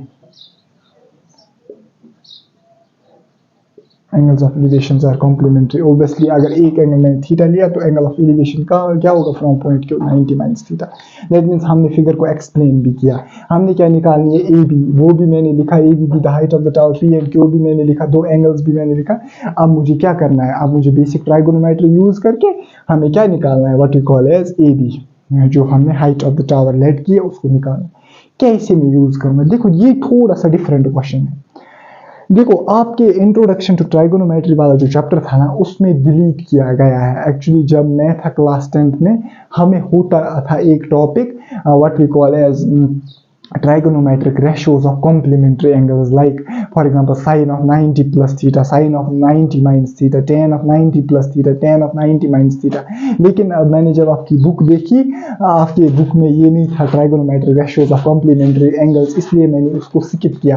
लेकिन अगर आपके पास फॉर एग्जांपल अगर आप पढ़ना चाहते हो कि trigonometric ratios किसके, complementary angles के, तो बेटा मैं आप कमेंट करो तो मैं अगला लेक्चर जो लाऊंगा, जो मैं अलग से पॉइंट्स बताऊंगा जो एनसीईआरटी के बाहर है, जिस लेक्चर में मैं डिस्कस करूँगा उसी लेक्चर में फिर डिस्कस करूँगा trigonometric ratios of complementary angles. क्योंकि पूरी ट्राइगोनोमेट्री में दोनों चैप्टर्स में एक जगह ये यूज होता है trigonometric ratio of complementary angles. क्योंकि अभी मैं जब ट्राइगोनोमेट्री अप्लाई करूँगा मुझे ऑब्वियसली इस ट्राइंगल पे भी अप्लाई करनी होगी ट्राइगोनोमेट्री, और इस ट्राइंगल पे भी। यहाँ पे आएगा tan of 90 माइनस थीटा, वो अभी मैं तुझे बोलूंगा वो होता है cot थीटा, लेकिन तू बोलेगा सर कैसे, अभी तू याद रखेगा सिंपली एक ही ये तू रखेगा याद, यहाँ पे tan of 90 माइनस थीटा जो होता है वो होता है बराबर cot थीटा। सर मैं यही जितना याद रखूं, बिल्कुल यही जितना, क्योंकि जहां तक मैंने तेरी बुक का सिलेबस देखा वहां पे कहीं मैंने नहीं पाया कि trigonometric ratios of complementary angles वहां पे हैं सिलेबस में। अगर फॉर एग्जांपल होगा, मुझे दिखाई नहीं दे, मगर अगर मुझे दिखाई नहीं देगा दिया होगा बुक पे, अगर सिलेबस में ये वाकई में होगा तो तू मुझे डीएम करेगा, मैसेज करेगा, तो मैं इसको नेक्स्ट लेक्चर पे फिर डिस्कस करूंगा। मे बी ये बुक पे भी हो सकता था, लेकिन हमारे मतलब जो हमारा क्लास था, जो हमारा बैच था 10th का, उसमें एक तो ये था और पूरी एक्सरसाइज एक थी based on this what we call as this ये concept that is trigonometric ratios of some complementary angles. तो 90 याद रखिएगा, to tan of 90 minus theta होता है cot थीटा। जहां पे भी आया tan of 90 minus, for example tan of 90 minus 30 degree, it's cot 30, खत्म बात। ये पॉइंट ऑफ याद रखना। अब मैं क्या करूंगा सर, मुझे बेसिक ट्राइगोनोमेट्री यूज करनी है, हाइट ऑफ द टावर। हम क्या करते हैं, राइट एंगल ट्रायंगल्स फाइंड करते हैं। यहाँ पे दो राइट एंगल ट्रायंगल्स है, दोनों पे ट्राइगोनोमेट्री निकाल, तुझे निकलेगा हाइट ऑफ टावर। मुझे बताओ कंसिडर ट्रायंगल, जरा मुझे बता पहले मैं कौन सी ट्रायंगल कंसिडर करूंगा। कंसिडर ट्रायंगल BQA या BAQ, मैं करूंगा यूज ऑफ tan ऑफ, लेकिन क्या 90 माइनस थीटा, यही मैं बोल रहा था। अब आएगा ना, मैं tan यूज करूंगा लेकिन एंगल है ना 90 minus theta, perpendicular, that is AB divided by base, that is what we call as AQ। मुझे पता tan ऑफ 90 माइनस थीटा, अभी मैंने कहा ये किसके बराबर होता है, cot theta is equal to AB divided by what we call as AQ कितना है, that is 9 meters. That means this is 9 meters. इसको मैं लिखूंगा इक्वेशन फर्स्ट। जरा मुझे बताओ कंसिडर ट्रायंगल, दूसरी ट्रायंगल में कौन सी, छोटी वाली BAP, याद रखना। लेकिन जो ट्रायंगल्स है ना, इनमें आपको आइडेंटिफाई करना आना चाहिए कि एंगल कौन सा है। BAP क्या है, tan ऑफ थीटा, इसमें एंगल क्या है, थीटा, तो tan ऑफ थीटा मैं अप्लाई करूंगा, that is BA divided by what we call as 4 meters. इसको मैं इक्वेशन सेकंड याद रखूं। इक्वेशन 1 और इक्वेशन सेकंड को किसी तरीके से ऐसे सॉल्व करना है ताकि मुझे AB मिलेगा।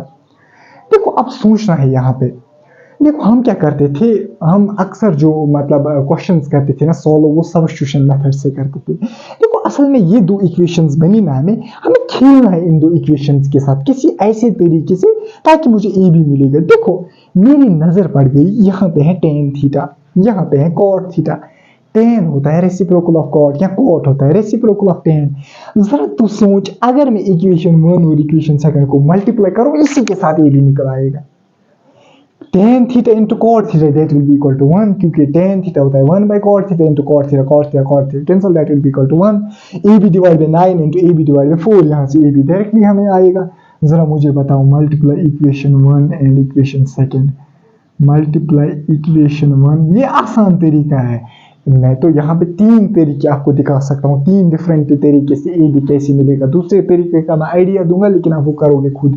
Multiply equation first and equation second. जरा मुझे बताओ tan theta into cot theta हमारे पास क्या आएगा, बराबर tan theta into cot theta is equal to AB divided by tan theta into cot theta, that means AB divide by 4 into AB divide by 9। मुझे बताओ tan theta into cot theta, tan theta into cot theta ये cancel हो गए। tan theta को मैं लिख सकता हूँ 1 by cot theta into cot theta, वो कैंसिल। अगर मैं tan थीटा को लिखा ना 1 बाई cot थीटा, फिर cot थीटा को नहीं लिखना 1 बाई tan थीटा, फिर कहाँ कैंसिल हो गया। tan थीटा को मैं लिखूंगा 1 बाई cot, मुझे तुझ पे भरोसा ही नहीं है, मैं खुद लिखूंगा 1 by cot theta into cot theta को मैं ऐसे ही रखूंगा, cot थीटा को मैं नहीं लिखूंगा 1 by tan theta. AB into AB होता है AB स्क्वायर, कोई लिखेगा AB इंटू AB 2AB बेटा, वो नहीं होता है, AB प्लस AB होता है 2B, 4 9 और 36, that means cot theta cancel, that means AB square आया बराबर 36, ए बी आया बराबर हमारे पास, ए बी आया बराबर plus minus under root of 36, that means हमारे पास ए बी आया बराबर प्लस माइनस 6। चूंकि ए बी क्या है हमारे पास हाइट ऑफ द टावर, ये पॉजिटिव ही हो सकती है, नेगेटिव वाला नेगलेक्ट करो, दैट मीन्स हमारे पास जो हाइट ऑफ द टावर है, therefore height of the tower हमारे पास कितना आया बराबर, हाइट ऑफ टावर हमारे पास है 6 मीटर्स। देखो दूसरा तरीका क्या है, किसी को अगर आइडिया नहीं आया, फॉर एग्जांपल उसको एग्जाम में आइडिया नहीं आया सर ने कैसे इनको मल्टीप्लाई, देखो क्या करेगा, वो यहाँ से निकालेगा ए बी का वैल्यू, ए बी का वैल्यू क्या निकलेगा 4 tan थीटा। फिर यहाँ पे अगर ए बी का वैल्यू, यहाँ पे भी है ना ए बी, है ना ए बी, यहाँ पे भी मुझे बता, इस ए बी का वैल्यू यहाँ से निकाल, जैसे हम सब्स्टिट्यूशन मेथड से करते थे, फिर इसका वैल्यू यहाँ से निकलेगा, उसको निकलेगा थीटा वहां से, या tan of theta, tan of theta देखिएगा किसके बराबर है, perpendicular divide by hypotenuse, value निकला होगा ना, फिर उसमें या तो परपेंडिकुलर होगा आपका ए बी, या तो हाइपोटेन्यूज होगा आपका ए बी, वहां से भी निकल सकता है। सब्स्टिट्यूशन मेथड के थ्रू तुझे थीटा मिलेगा, और थीटा से इनडायरेक्टली तुझे क्या मिलेगा, व्हाट वी कॉल एज, तुझे सब्स्टिट्यूशन मेथड के थ्रू थीटा मिलेगा, थीटा से इनडायरेक्टली तुझे मिलेगा what we call as A B, that is the height of the tower, लेकिन थोड़ा सा वो लेंथ ही है, तो ये तरीका बेहतर रहेगा। ये था हमारा chapter number what we call as 9, some applications of trigonometry. इसी के साथ चैप्टर नंबर 9 हमारा समाप्त होता है। यहाँ पे सारे क्वेश्चन, सारे एग्जाम्पल हमने पूरी ड्रिल की इस चैप्टर पे। हाँ, अब समरी में कुछ पॉइंट्स इसमें लिखे, पूरी चैप्टर की समरी इसमें दी है। समरी होता है कौन कौन से पॉइंट्स हमने पढ़े, पूरे मतलब इसको 4-5 पॉइंट्स में इसने पूरे चैप्टर को समराइज किया है। और उसको याद रखना, ये जो बड़े क्वेश्चंस हमने पढ़े, लेट अस सपोज कल को वहां पे एक बड़ा क्वेश्चन आएगा, वो तो तू मिनट में कर सकता है। फिर 1 मार्क का क्वेश्चन आता था हमारे जमाने में, हमारे मतलब टाइम पे आता था 1 मार्क का क्वेश्चन, कल को तुझे बोल सकता है what is line of site. वो समरी के जो 4-5 पॉइंट्स हैं उनको तू नजर देगा, हालांकि मैंने पूरे पॉइंट्स को समझाए। Line of sight, it is the line drawn, line of sight मैंने बोला था तुझे, it is the line drawn from the eyes of the observer to the object which is viewed by the what we call as observer, this is line of sight. मैंने आपको definitions भी लिखाई है इनको, हालांकि लाइन ऑफ साइट की मैंने definition नहीं दिखाई थी। अब सुन लाइन ऑफ साइट क्या होता है, it is the line drawn from the eyes of the observer to the object which is viewed by the observer. खत्म।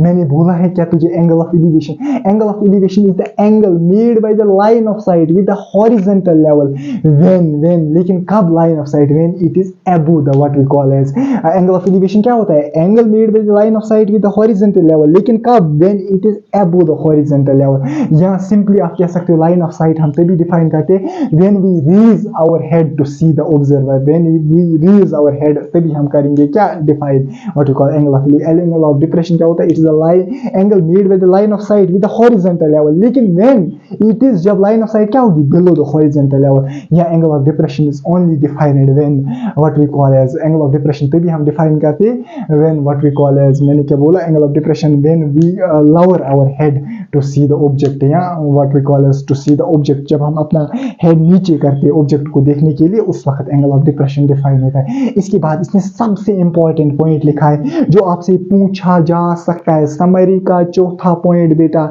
चौथा नहीं है, मुझे पता नहीं है नंबर क्या है उसका, लेकिन समरी का आखिरी पॉइंट जो है वो तुझसे पूछा जा सकता है, the height of the object, या the what we call as length of the object, और the distance between the two objects. वो हम कैसे पता लगा सकते हैं, by it with the help of trigonometric ratios. मैंने कहा the height of the object, किसी भी ऑब्जेक्ट की हाइट, या टावर की हाइट ले, मैन की हाइट ले, या किसी भी ऑब्जेक्ट की लेंथ तू बताओ, या distance between the two objects, किसी भी 2 ऑब्जेक्ट्स के दरमियान डिस्टेंस, वो हम कैसे पता लगा सकते हैं, with the help of trigonometric ratios, with the help of trigonometric ratios. मैं यहाँ पे लिख रहा हूँ, ये तुझसे 1 मार्क्स का क्वेश्चन पूछा जा सकता है कि height of object, length of object, distance between the 2 objects कैसे हम पता कर सकते हैं, sir with the help of trigonometric ratios. की ना यहाँ पे हमने हाइट ऑफ ऑब्जेक्ट मतलब निकाली ना हमने, with the help of trigonometric ratios, that is tan of theta, cot of theta. या पूरी चैप्टर में तूने देखा जहां पे भी मुझे डिस्टेंस बिटवीन द 2 ऑब्जेक्ट्स निकालनी थी, height of the objects with the help of trigonometric ratio, या tan of theta, cot of theta, sin of theta, कुछ भी मैंने यूज किया, tan ऑफ थीटा मतलब ट्राइगोन। देखो फॉर एग्जांपल तुझे यहाँ पे निकालनी है, मैं तुझे जल्दी जल्दी रिमाइंड करूंगा। मैं यहाँ पे थोड़ी सी स्पेस रखूंगा। फॉर एग्जाम्पल तुझे height of object, this height of object, तुझे ये एंगल दे के थीटा, तुझे ये फॉर एग्जाम्पल साइड दे के 4 मीटर्स, मुझे बता तुझे इसने हाइट और इस ऑब्जेक्ट की हाइट निकाली, ये कैसे निकालेगा? ये हेल्प ऑफ ट्राइगोनोमेट्रिक रेशियो। कौन सा trigonometric ratio? tan of theta is equal perpendicular divided by 4। ये थीटा जो है वो देके था, 4 भी देके, दैट मींस आपने हाइट ऑफ ऑब्जेक्ट निकाली, हाइट निकाली। परपेंडिकुलर क्या है? Height of object with the help of trigonometric ratio, that is the tan of theta. ये तो इससे पूछा जा सकता है, मुझे लगा ये इंपॉर्टेंट पॉइंट, इसलिए मैंने ये बोला। तो इसी के साथ हमारा ये चैप्टर जो है वो खत्म होता है, वो कंक्लूड होता है। तो thank you very much, do subscribe the channel for such content. Thank you very much.